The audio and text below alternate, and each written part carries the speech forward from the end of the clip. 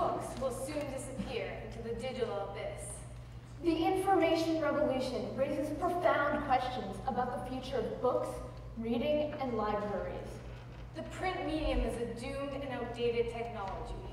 The book is dying. That is the voice of the media. Technology is killing our books. People simply don't buy books anymore, they say, waving statistics and numbers in our faces. My name's Kristen. And I'm Ioana. And how many of you have read a book in the last month? Just from the percent of these hands, it's pretty clear that books are still important to us. We hold that to be very true. See, if you knew us, you would know that we really love books.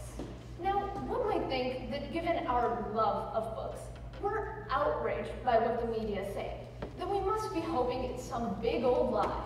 On the contrary, those headlines are practically true. The book, as we know it, is dying. See, what the media has failed to understand is that books aren't simply dying from technology. They are being reborn through it. To understand today's chapter in the life of books, and more importantly, how it affects all of us, we're going to tell you the story of books.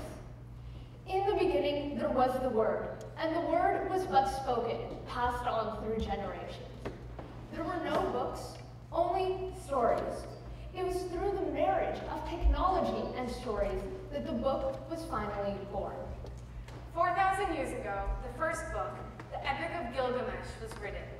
Not with ink on paper, but with scratches on rock. Now, this wasn't exactly the best form for a book. I mean, imagine having to carry around something like Lord of the Rings or Harry Potter. It took over 1,000 years, but finally, papyrus was invented as technology cross-pollinated with books yet again. The advent of paper and ink allowed stories to go from the traveling tales of minstrels and clay tablets to books in their modern form. But still, there was a problem, one that can be summarized in this Latin proverb. Verba volant, scripta manent. Today it means where spoken words are lost, whereas something written is permanent, set in stone. Ironically, its original meaning was quite different. Everyone could hear what was said and spread it around, while written words lay forgotten, as barely anyone could read them. In other words, in a society where nearly everyone was illiterate, books were useless, while spoken words could fly. To progress, books needed a new technological revolution, the printing press. It was in a small village in Germany in the 15th century that a man named Johannes Gutenberg developed this famous printing press. It is said that knowledge is power, and thanks to Gutenberg, ordinary people now had books full of that powerful knowledge. And as they read more, they began to learn of new ideas, and eventually, those ideas led to real-life revolutions. Jumping forward to the end of the 18th century, we see a philosopher, Jean-Jacques Rousseau, publish his book, The Social Contract. Arguably, it was this single book that inspired the entire French Revolution. But still, the book remained lonely, being read in the quiet safety of hidden nooks and crannies in the library. And that brings us to today's chapter in the story of books. Today's chapter consists of yet another revolution, one caused by the reunion of stories and technology. Now, probably the most important character in this part is the e-book.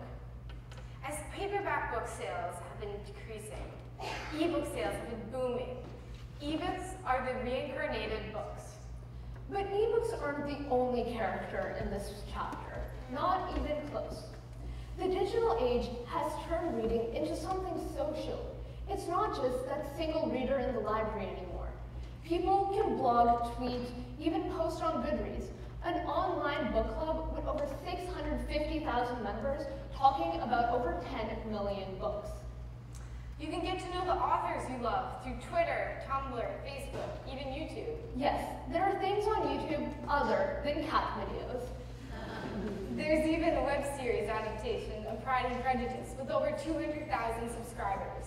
You can write fan fiction and even publish said questionable fan fiction, 50 Shades of Grey.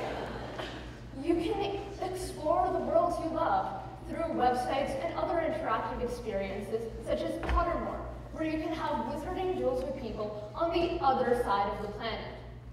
And to summarize, at first there was the single book, but thanks to technology, from paper to the printing press, that one book turned into more books. Now, the dying paperback has been turned into the e-book. Facebook and others were created as reading transformed into a social experience. Though there will always be those who defend the paperback book, with good cause, change is inevitable. Well, except from a vending machine, of course. Today's chapter chronicles that change, but it is a chapter that is still being written. And though we can't pretend that we can predict the end, stories and technology have their fates entwined, and their cross-pollination has always helped us. Books have changed our history and the very fabric of our society, while society keeps writing the story of the book. But like with all stories, we must be patient and continue to flip through the chapters to discover if there is a happy ever after for our hero In its many forms. the book. Thank you.